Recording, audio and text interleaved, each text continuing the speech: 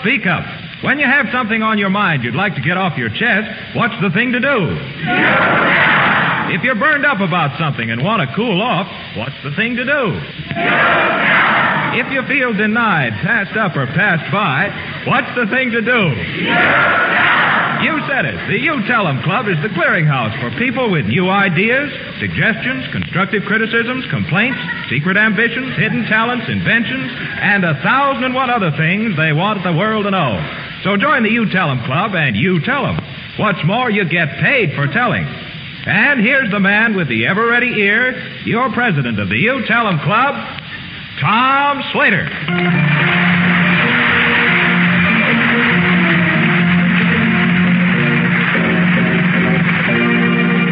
Thank you, George Willard, and good evening, members. Well, tonight we meet and admit a very interesting group of new members, so let's get going without any ado. And our first new member, George, Our first new member, Tom, is Mrs. Marcia Brown, who is quite provoked about something. Mr. Slater, meet Mrs. Brown. I'm kind of afraid if she's provoked, but I'll step up at her. She's littler than I am. How do you do, Mrs. Brown? How do you do? That's pretty, isn't it? Where are you from, Mrs. Brown? Flatbush. Flatbush. All right. Now, there's nothing funny about Flatbush. Don't get out there in her territory. What do you do out in Flatbush? I'm a housewife. Is that a hard job? I'll say. You bet. That's what my wife says, too. But she's always so rested. I understand you're provoked about something, Mrs. Brown. I certainly am. The way you said that, I believe you. All right, go ahead, Mrs. Brown. You tell him. What is it? Well, a few weeks ago, I heard a man on this program complain about noisy neighbors. That's right. He was Mr. Henderson, formerly of... Somebody back there agrees with him. You can come up later and tell us about your neighborhood. He is Mr. Henderson, formerly of Marblehead, Massachusetts. And I'd like, incidentally, pardon me a minute, Miss Brown, I'd like Mr. Henderson to know that we received a letter from one of our listeners, Mr. Frank Morse. We got a letter on the program, made us very happy. Mr. Morse, once of Marblehead, now West Roxbury, Massachusetts, suggests that Mr. Henderson move back to his hometown where it's very peaceful and quiet. If he didn't like the noise. You'll pardon the interruption, Miss Brown. Oh, that's all right. I've got plenty of time. Oh, that's good. Well, just call up the studio there, tell them in master control we're in no hurry. We're going to stay on the air. All right, what were you saying now, Miss Brown? I was saying, I heard this Mr. Marblehead on your program. Henderson. Mr. Henderson, not a Marblehead. Oh, excuse me. That's perfectly all right. Just compose yourself, Mrs. Brown. My husband said I'd make a darn fool of myself on the radio.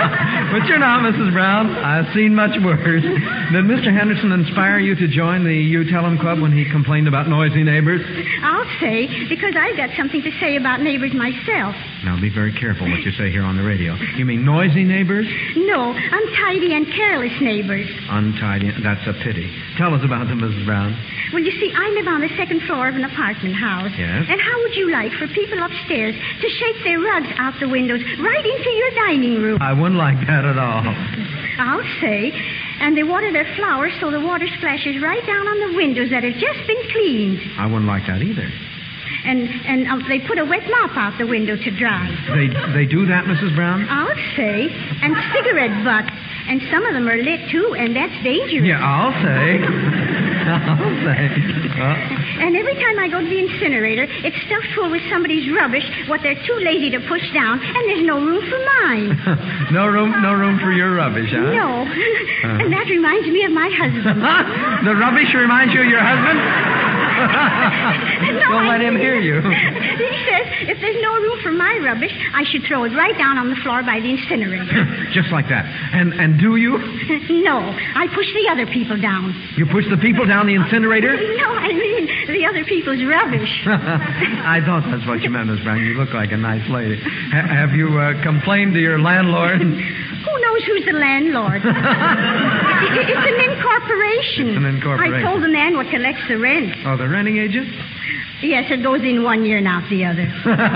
Well, what do you think that our little You Tell 'Em Club can do about it? Well, that's what I'd like to know. Maybe I'm just wasting my breath. Not at all, Mrs. Brown. Never waste your breath. I'm the only one that does that on this show. When we read your letter, we invited the renting agent, the same gentleman who advised Mr. Henderson what to do about noisy neighbors. And here he is, Mrs. Brown, Mr. Kipple. Mr. Kipple, Mrs. Brown. Mr. Kipple, you heard Mrs. Brown's lament. As a renting agent, what can be done about it, sir? Well, you told us about this, and I had our legal department, which advises us on legal matters, draw up an answer which I deem is correct and legal. Would you go ahead and Yes. let us hear it, sir? In all metropolitan cities, you will find tenants who are slovenly housekeepers and do the things this lady mentioned. Now, renting agents are representatives of landlords and not law-enforcing officers. Also, they cannot go to tenants living above the complaining tenants and accuse them of the things the complaining tenant complains about. Unless the complaining tenant stands ready with conclusive proof of complaint that any one or more tenants living above him or her are guilty of the complaint she or he complains about, upon which they will be served with a summons of complaint. He got that all out. I think that is very That's a very fancy thing, Mr. Kipple. What do you think of that, Mrs. Brown? Not much. Who's got time to stand all day long looking up to see who's shaking rugs or throwing things out the windows of which I am complaining? Well, by the same token, you don't expect us to stand there and watch them, do you? Well, just the same, it should be stopped. Well, you don't expect us to go in and board up windows or maybe get a net for butts or get a sponge for the water that drips, do you? You fellas always manages to be around on the first of the month. After all, when a tenant has to pay That'll the do, rent... Mr. Kip. Let's not get into a controversy. The You Tell 'em Club isn't a mediation board, sir. It's just a place to let off steam, and the steam's been getting off here. You did, Mrs. Brown, and honestly, don't you feel better? Well, I guess I do. Yeah, of course you do, with all that steam going. Here's your $5 and more stamps, and thanks for being with us. And here's a little gift for you, Mr. Kipple, a box of cigars. Oh, thank you. That's all right. I have a way for Mrs. Brown to get rid of that complaint. If she wants to get rid of those people above her, Yeah. she can remedy that. How's that, Mr. Kipple? Move to the top floor. Elevating, Mr. Kipple, elevating.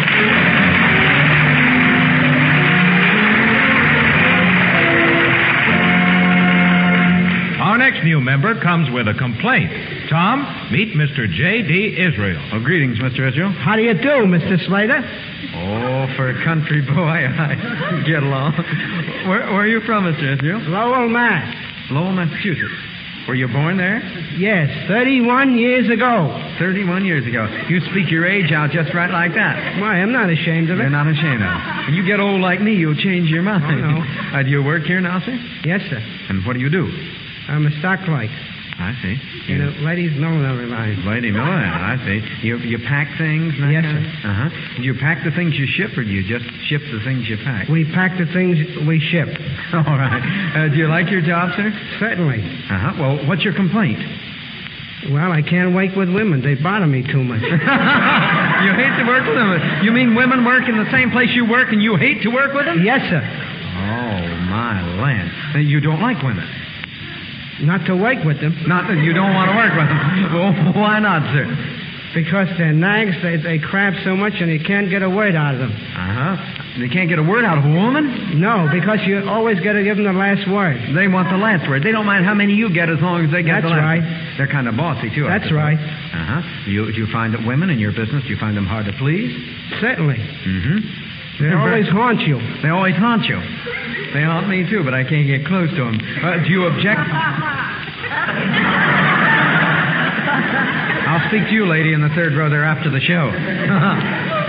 Do you object to working with young, pretty women, Mr. Israel? Providing that they have a smile and know how to win the men. You don't mind that. Did you ever try bringing flowers or an apple, walking up to work, with a bouquet of Certainly. flowers? They think I'm a poor fellow. They don't want anything from me. It would be poor if they took everything you brought. That's right. Well, how do they act, say, after business hours? They laugh. They're rigid. They're funny. They go behind your back. They're rigid, they're frigid, huh? That's right. To get behind your back, did you ever try to date them up? Sure, one left me on a corner. And I left her. I had that happen lots of times. Too much to complain about. Truthfully, are you a woman hater? No. No. But you just can't get along with the women in your place, That's and right. you don't like to work with them. Some of the men, but they can't get along without the men. Well, why don't you quit? Why? Because they're everywhere. Every corner, all over the world, all over the United States, in the Army. You can't get rid of them. In the Army and in the Navy. That's right. Some of the spars here tonight. Every place you go, you find a woman. That's right. Have you met any other men who have the same complaint? Certainly. Certainly. Have you any idea how this You Tell 'em Club can help you? Certainly. Let them smile, let them win them in, let them treat him, let him give him a good time, and win his way. And by questionnaire. You want us to tell them that? That's right. And the questionnaire, have them write in, huh? That's right. All right. Ladies who work with men, attention. That goes for the frail. That goes for the... It's a good thing that on this program I'm not a mind reader. I'll just pass that by, sailor. All right, ladies who work with men, attention. This goes for the girls in my office. You can make men like you. You can make men like Mr. Israel or Mr. Slater happy by being more congenial and more understanding. Be more considerate. Be sweeter to us. How's that, Mr. Israel? That's okay with me. It's all right if it works. Well, let's hope it does. Here's $5 more stamps, and thanks for coming to the You Tell 'Em Club with your complaint.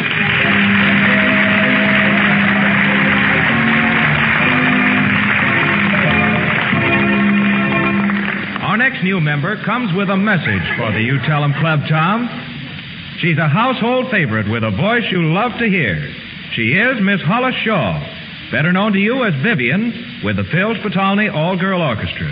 Tom, meet Miss Hollis Shaw.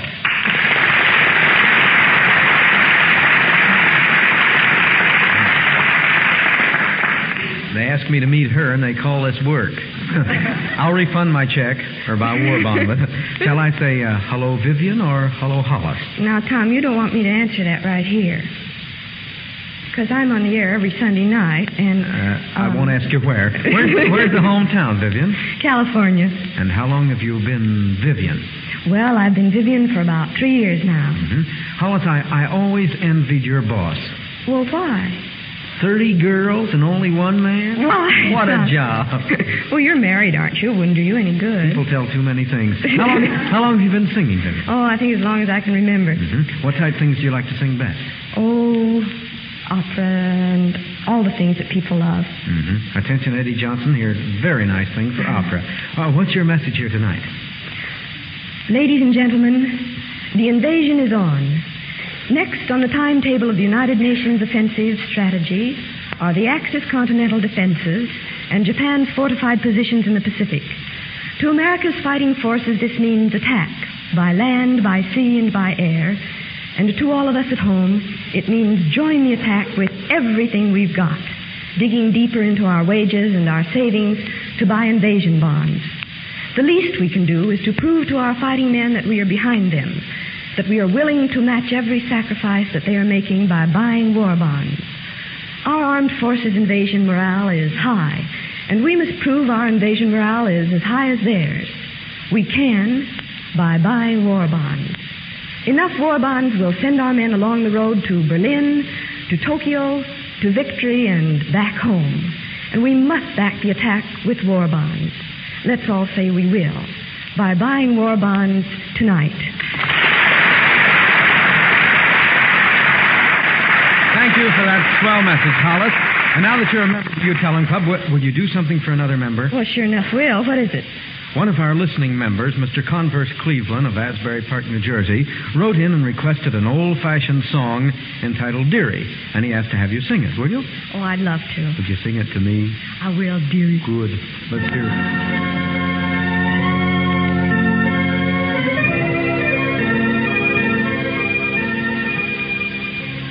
The world's growing older each day, and the world's growing colder, they say. Our world has no place for a dreamer of dreams. Ah, then it's no place for me, it seems. For I dream of you all the day long. Through the hours like a song. Sometimes I think if the world could see my golden dreams, it would envy me. Dear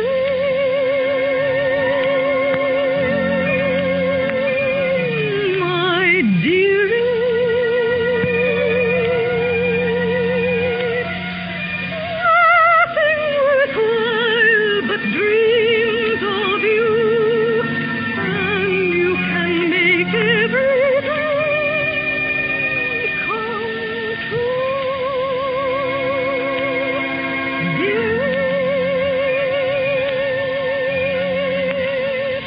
my dearie. Give me your hand, say you understand, my dearie, my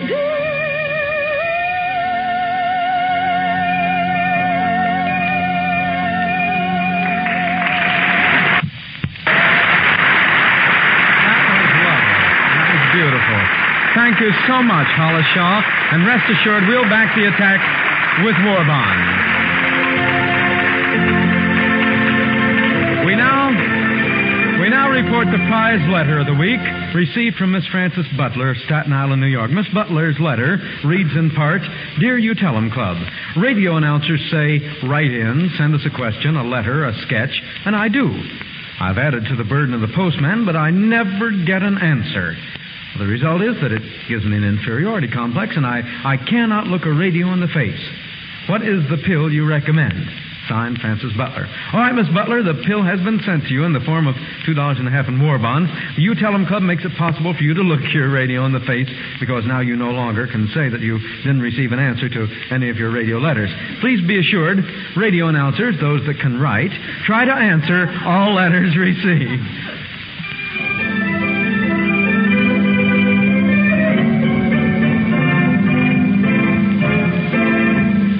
Member joins the You Tell 'em Club for an unusual reason. He's here in search of a birthday cake. Tom, meet Mr. King. How do you do, Mr. King? How do you do, Mr. Slater? Your voice is familiar, but your face is a strange one. That goes double for you, Mr. Slater. And it sure is. Double. Oh, of course. As if I didn't know. It's John Reed King of Double or Nothing. You tell him, Tom.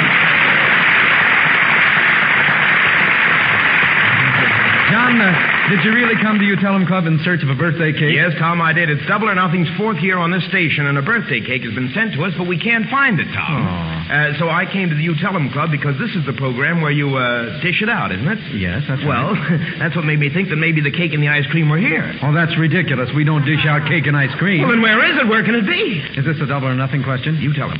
Okay, I will.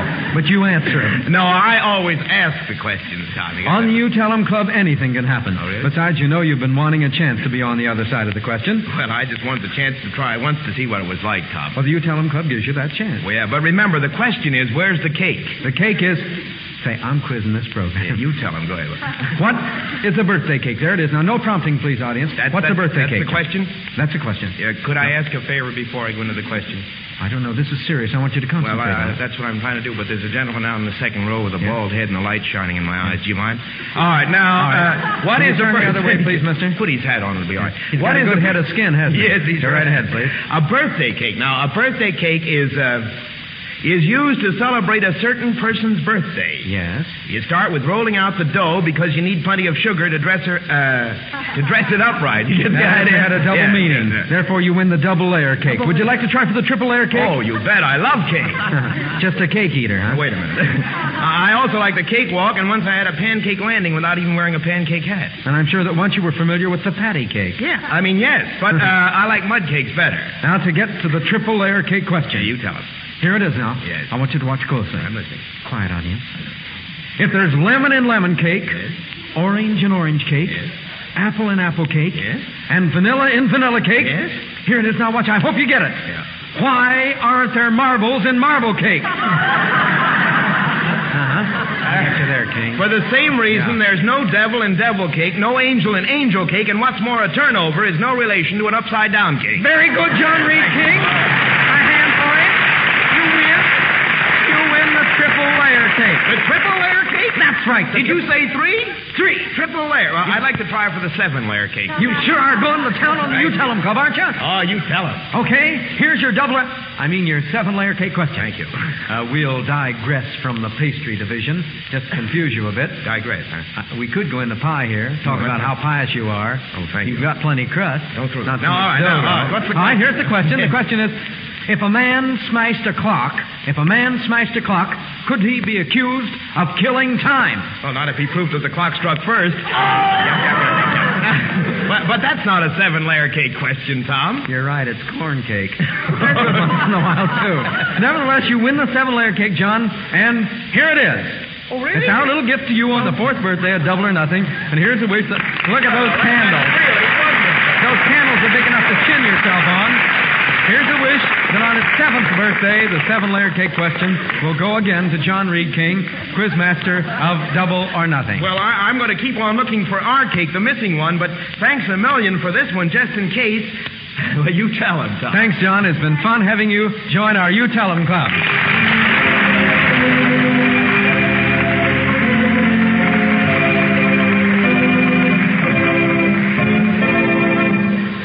Meet Mr. L. Stebner, who joins us with an idea. Welcome to the You Tell 'Em Club, Mr. Stebner. Thank you. Well, where do you come from, sir? From Jersey City. From Jersey City. You brought your relatives with you. What do you do over in Hague Town? Well, I sell rubber tires. You sell rubber tires? Yes, sir. Where do you get them to sell them? Oh, that's the secret. That's the secret. I'm going to have you on the floor till I get that secret before we get out of here tonight. What's this idea you have, Mr. Stebner? Well, I have an idea to make people laugh a little more. Oh, that's a grand idea, sir. The world needs laughs more today than ever. How do you propose to arouse the risibilities of people? Well, by forming laugh clubs. Have groups of people meet and tell stories and funny jokes. Mm-hmm. Clean ones, no doubt. And forget their troubles for the time, I suppose. How'd you get this idea? Well, I go around and see so many people with sour pusses that I tell them funny jokes and stories and get them in good humor, laughing and so on and so forth. I don't even have to tell them those jokes. I just go around, they look at me, and there they are. Are you a humorist, Mr. Stebner? No, I'm not a professional, just an amateur. But when I go to parties, they want me to tell them stories and jokes. You're the life of the party, I'll bet. Well, I make them laugh. Okay. At a friend's house last night, they said that I was the life of the party, the low life. But getting back to laugh clubs, I do think it's a grand idea. Laugh and grow fat, that's my motto, and you can see I'm carrying it out. But would you tell us one of the stories or jokes that you tell people to get them in a merry mood, Mr. Stebner? Why, surely. A short time ago, I was out in Scranton. A man got on a bus with his little girl, and here's what happened. Come now, Russia. Good on bus car. Go home, rowdy up quick. Oh, bus cars go plenty quick. Me want candy. Oh, me got a nice big bunch of Chervunia lollipops here. Good for you. Make you big bunch of strong, fair, like your Aunt Sosha. No. Me want chocolate candy. Look, a big bunch of people in Carno got chocolate candy. You big gal now. What's the matter, you? You want a big bunch of Monia, nickel? No. What's the matter with you all day? What I buy you today? I'd buy you apple with red candy outside stick, pickles, ice cream, potato chippies, Frankfurter, chums gum, chocolate milk. You want to get them portable poisons? Yes, me want them portable poisons. All right, you catch them then. That's the end? Very good, Mr. Stebner. I hereby nominate you as Big Chief Belly Laugh of the You Tell 'Em Laugh Club. I noticed a while ago there the gentleman in the second row, whom I noticed applauding exceptionally loud. What do you think of the Laugh Club idea, sir? Yeah. You, too. What do you think of it, sir? I think it's a good idea, Mr. Slater. Yeah, you think it's great? Yeah, people laugh more now and then they can work more the next day. Yeah, all right. Well, if you... don't sit down, sir. If you'd come up here on the stage and tell a funny story, we'll make you charter member number 1 of Mr. Stebner's club. How about it? Will you come up here, sir? He's fumbling, but he's coming anyhow. All right, come right on up. Come up a little closer here. Come up the microphone here. Good, sir? I mean, he tells a terrific story. It's going to be hard to that's all right, sir. do anything with it. What's your name, sir? My name is Ted Sawyer. Sawyer, where are you from? I'm from Orange, New Jersey. Mr. Sawyer of Orange, I'd like you to meet Big Jersey Chief. City. Jersey City and Orange. I'd like you to meet Stebner there, the Big Chief. All right, sir? Here we go. Would you promise to start a You Tell 'Em Laugh Club in your city, in your neighborhood? Yeah, we practically have one now, but we're not really well organized. All right, now let's have your joke or your funny story, sir. Would you please, Mr. Sawyer? Well, the only thing that comes to my mind now is a story about the mother who was worried about her backward child. He was mentally backward. Yeah. And finally she decided to take him to the psychiatrist. That's Mrs. Slater. Go ahead. Well, we won't mention personalities. And she went into the doctor, the psychiatrist, and she said, take care of little Johnny. And he said, certainly. And Johnny came over very, very confidentially. And the doctor said, now, let me see what you're going to say when I ask you a few questions. Mm-hmm. Now, Johnny, suppose, now this is only make-believe. Yeah. Suppose I take off one ear and discard it and throw it away. Oh, my. how would you feel? What would your reaction be? Well, Johnny said, well, if you'll take off the ear so you couldn't hear so good. Yeah? So, well, that's a perfectly normal reaction. Now, let's assume, only make believe, Johnny, that I take off the other ear and discard it and throw it away. Yeah? How would you feel then? So, well, then I couldn't see so good. Yeah, well, now, that's a strange reaction, Johnny. One ear, quite correctly, you don't hear, and the other ear you don't see. How do you explain that? Says, well, the hat'll fall over my eyes. Oh, thank you. Before you go, Mr. Sawyer, here's a carton of cigarettes. He's running down before he gets it. I noticed that Mr. Kipple, the renting agent, standing there in the wings laughing his head off. Would you step out here, Mr. Kipple? Laughing himself sick. Come out and bring that necktie along with you. You seem to enjoy the stories, Mr. Kipple. Yeah, Yeah? I thought it was pretty funny. You run into any depressed tenants? Yeah, every time I collect the rent. Every time. Why don't you start a laugh club with us? Well, we practically have one. I heard a wonderful story. One of my tenants in apartment 4E, I went in there for the rent, and he said to me, you know, Mr. Kipple, the man, Mr. Jones, in the next apartment, well, he won't be able to be drafted. And I said, well, to this tenant in 4E, why won't he be drafted? He said, well, he's in 4F. That's a wonderful, yeah.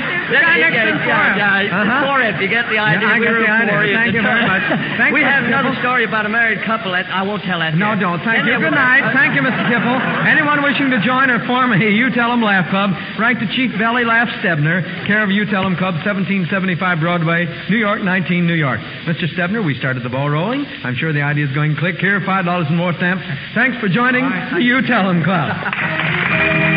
And so we close the 8th meeting of the You Tell 'em Club. Thank you for being with us, members, and be sure to join our meeting next week. Tom Slater saying good night. Get out that pen and ink and write tonight and tell us about your ambition, suggestion, constructive criticism, complaint, invention, talent, or anything else on your mind you'd like to get off your chest. People appearing on our program receive $5 in war stamps. If your letter is read, you receive $2.50 in war stamps. If you'd like to attend our meetings, write in for tickets. Address your letter to the You Tell 'em Club, WOR, New York 18, New York. The You Tell 'em Club was conceived and edited by Eleanor Wells and directed by Roger Bauer. Your announcer, George Willard, saying good night, everybody. This is Mutual.